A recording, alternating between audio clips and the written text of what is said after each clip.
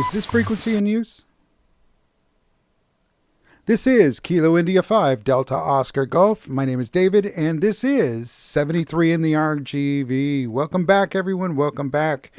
73 in the RGV is a podcast that helps new radio operators.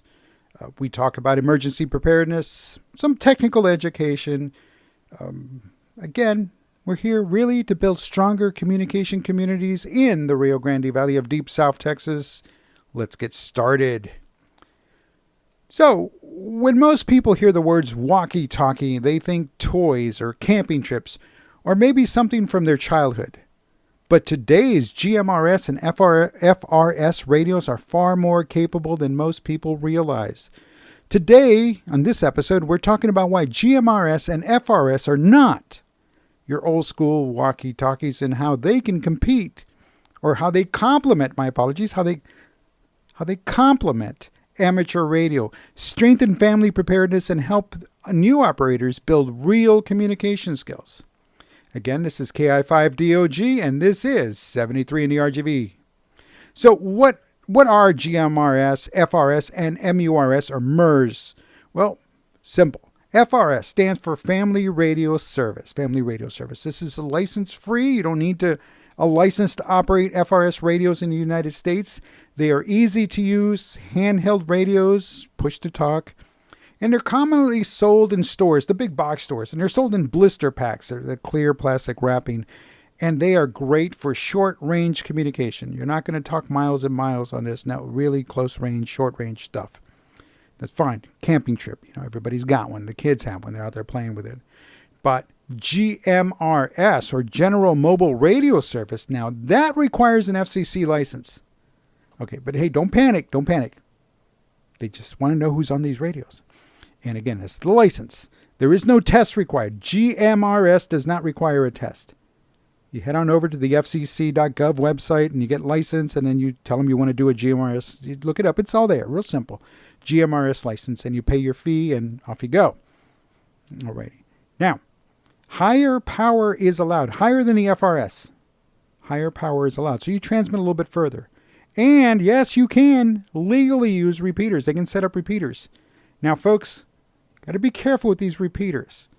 Some of these repeaters are not really repeaters. They're faux repeaters, or they're fake repeaters. It happens. Don't worry. It happens. So there's a good video on YouTube about the illegal GMRS repeaters, or the fake repeaters, actually. But yes, you can legally use repeaters. And of course, there's better range and better flexibility. So it's a little bit better. Now, amateur radio or ham radio, again, as always, technician, right? Technician license, extra, general, all of those. Okay. See, those require testing and licensing.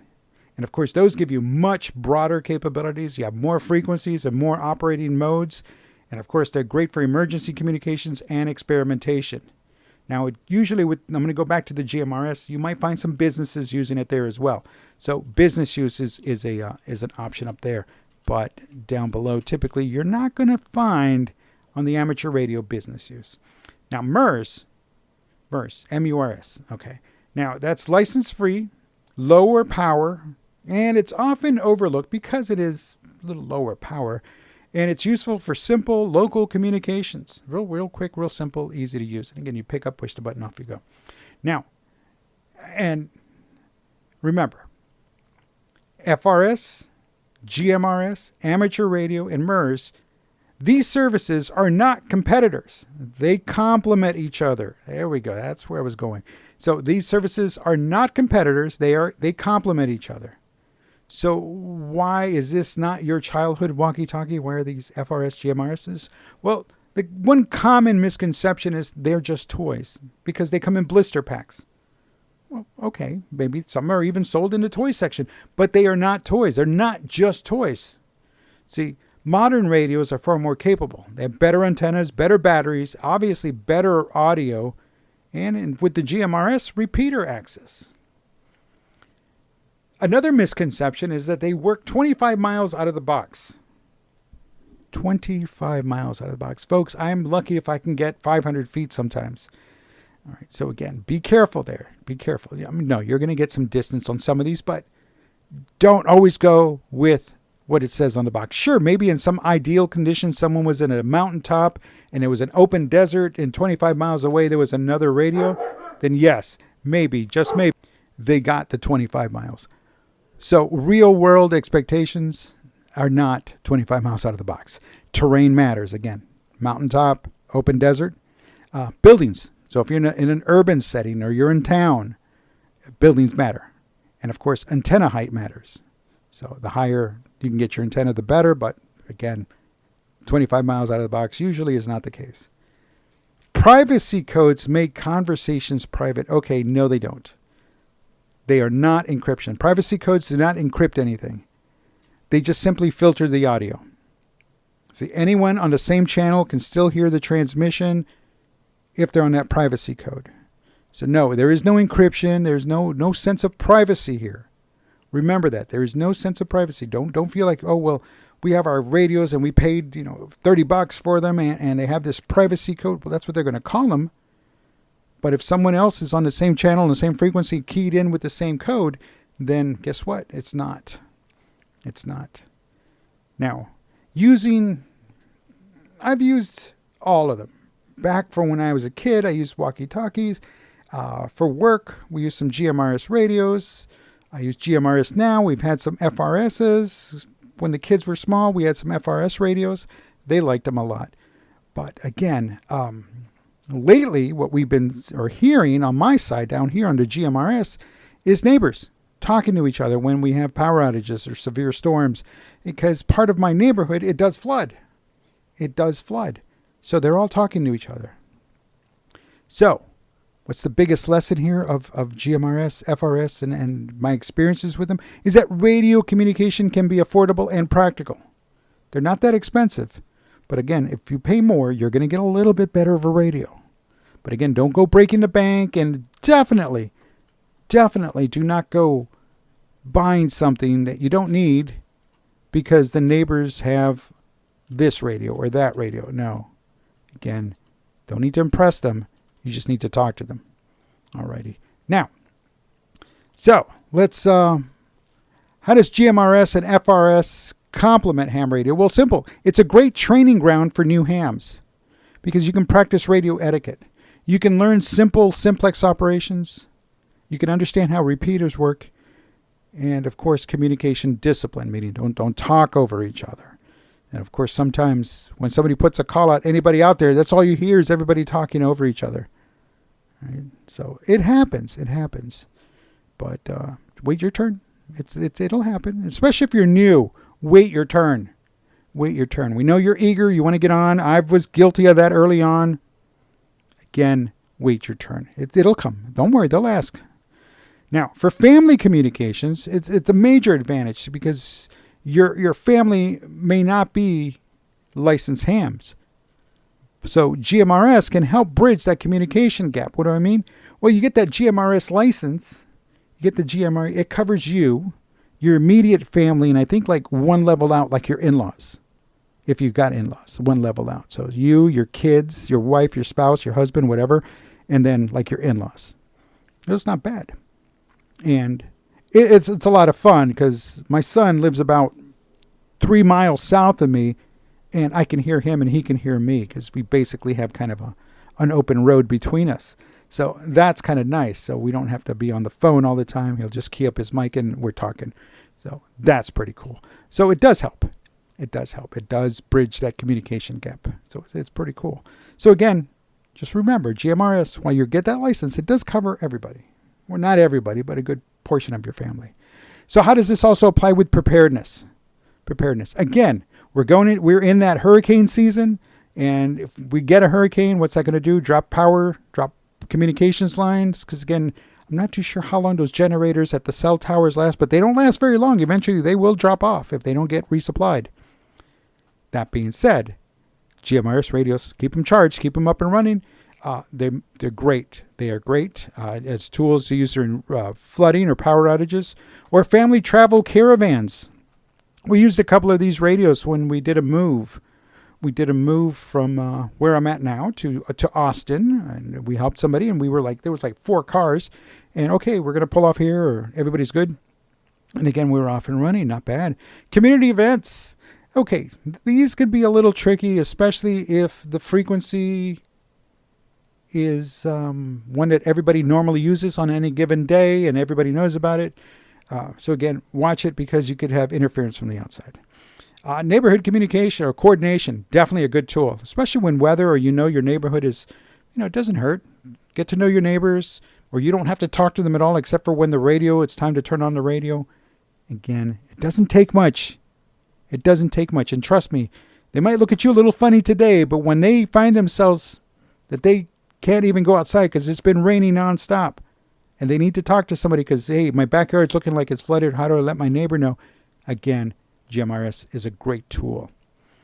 So sometimes the best emergency communication is the one your entire family already knows how to use. So again, put something together.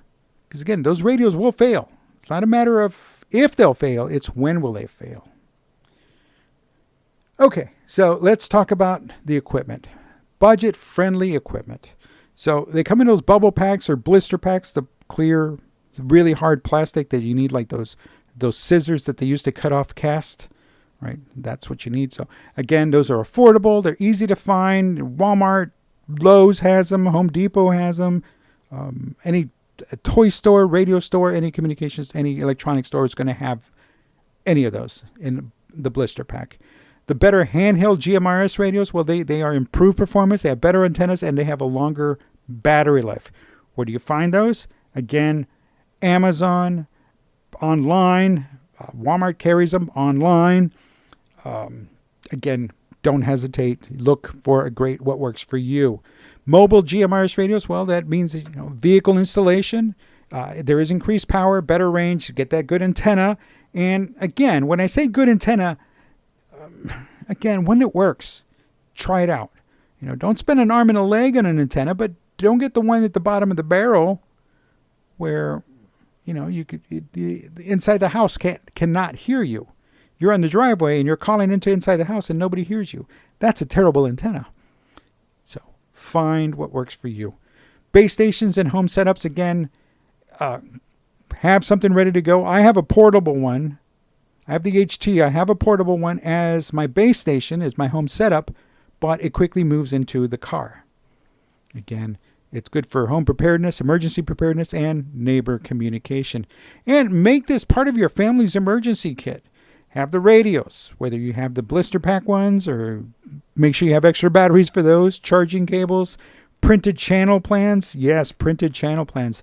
That way everybody knows, if this channel gets too heavy with traffic, you know to move to this channel. If that channel gets too heavy with traffic, move to the next channel. Especially if you're traveling, because as you're traveling, others may already be using those as their family channels, right? So again, just have a plan. And again, you do not need to spend thousands of dollars to build useful communications capability. Again, spend what you can afford. Have a plan. So, FRS, let's talk about license and legally operating. Again, FCC for family radio service, no license is required. For GMRS, there is a license required, and that's you just pay the fee and you just give them some information. No exam is needed, and it does cover your immediate family members. Now, responsible operation, always follow the FCC rules, even for the FRS. Even though there's no licenses required, you still have to follow these rules. So check them out, fcc.gov. Use the proper channels. Understand repeater permissions and how they work. And if you don't know, ask. You're on a repeater and say, hey, make sure there's no traffic going on, and just announce this is you. Give them your call sign you have a call sign you need to use as far as the GMRS license. Use it. And just let them know it's your first time on the repeater. What are the rules? Somebody will come back and tell you. Again, they're good people on these repeaters. Now, GMRS repeaters can significantly extend the range of your GMRS radio. Again, that's how repeaters work. And it's the same, almost similar concept to amateur radio repeaters. So like what we have here in the RGV. Now, what about things I wish I knew? and some other mistakes that we make. Well, do not be afraid to dive in. Dive in sooner rather than later. Many people overthink getting started. Well, do I do this? Do I do that? You know what? Just get something. Get something familiar. Get something that's going to be familiar to you, easy to use. Plain old blister pack to get started with. Talk with your family. Give them a radio and say, hey, I'm in the front yard. I'm in the backyard, whatever. And practice. And then move up, because don't forget, simple communication practice builds confidence. When you're ready to move up, get that license, get that GMRS license, and now you're talking to others. Not just the family. And some of the mistakes mistake number 1 is believing the marketing range claims. Again, do not believe those. Those are under pristine ideal conditions. Pristine ideal conditions is a flat desert, and there's a mountaintop that's a clear point to someone 25 miles away. And I think I hear the voice behind the static. But there it is. They can say, yeah, we did it. But your everyday use is not going to, it's going to vary. Mistake number 2, buying radios before understanding the needs. So like I said, start off small, work your way up. Ignoring antenna importance, the importance of antennas. Again, where it's located. If you're up against the wall, you're standing right in front of your garage door, and it's a metal garage door, you might be able to get some pretty good signal coming in at you. But if you're on the other side of the garage door and you're trying to transmit out the garage door, you might have some problems there, because again, what's blocking the antenna, right? What's absorbing the signals? What's bouncing the signals in the other direction? So again, where is the antenna located? If you're down in a hole in a well, you're not going to get out pretty far. But if you're on top of a building, you might reach a little further. So keep that in mind. All right, mistake number 4, never practicing before emergencies. Folks, again, practice. I cannot stress that enough. Practice. And thinking inexpensive means ineffective? Well, yes and no. Yes, with antennas. I found a car antenna for my HT, and it was like $8 on Amazon. I was like, oh, okay, I'll bite the bullet on it just for that first one. And again, it was worse than the stock antenna that came with the radio. So yeah, sometimes inexpensive means ineffective, but other times it's the other way around. I bought one for $2 more, spent $2 more, and wow, the difference just $2 makes. So, and again, it's also the make and model. So keep an eye on that. Alrighty, so let's see. So before the next episode, here's your challenge to you. Research GMRS licensing requirements. All right, get that if you feel that that's where you want to go with GMRS. I highly recommend it. It's good to have it. Build a simple family communication plan. Nothing major. If you have your go bags, everybody should have a go bag, especially down here in deep South Texas or wherever hurricanes are happening. Everyone, every family member, even the kids love when my kids were smaller, they love their go kits, their go bags, because it had an MRE in it. All right, so they already had that. But it also had a radio in it. So again, they knew that, and it had that information that they needed as well. A little 3x5 card that was laminated and had all that information for them. Alrighty, next. So build a simple family communication plan.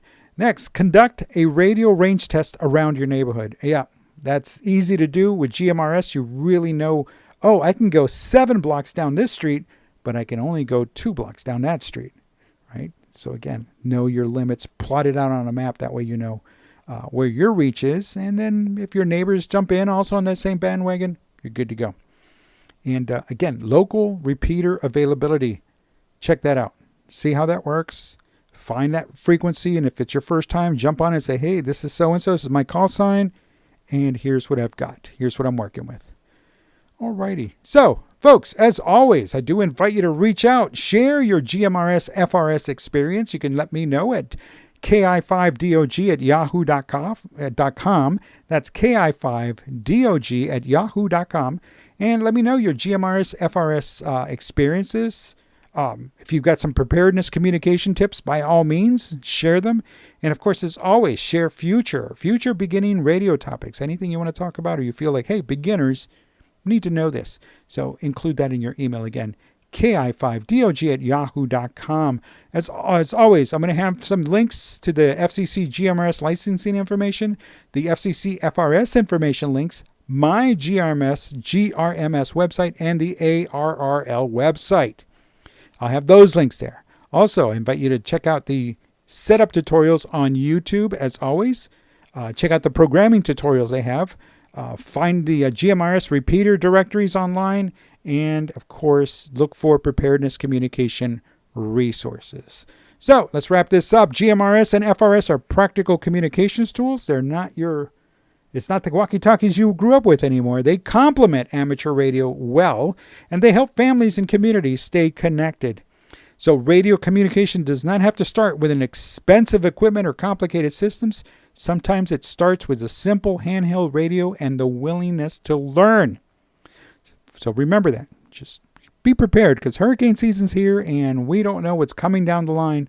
And when it comes, are we ready? So be ready. So listen, until next time, until the next episode, I want you to stay prepared, stay connected, and I'll catch you on the air. This is KI5DOG. My name is David, and this is 73 in the RGV.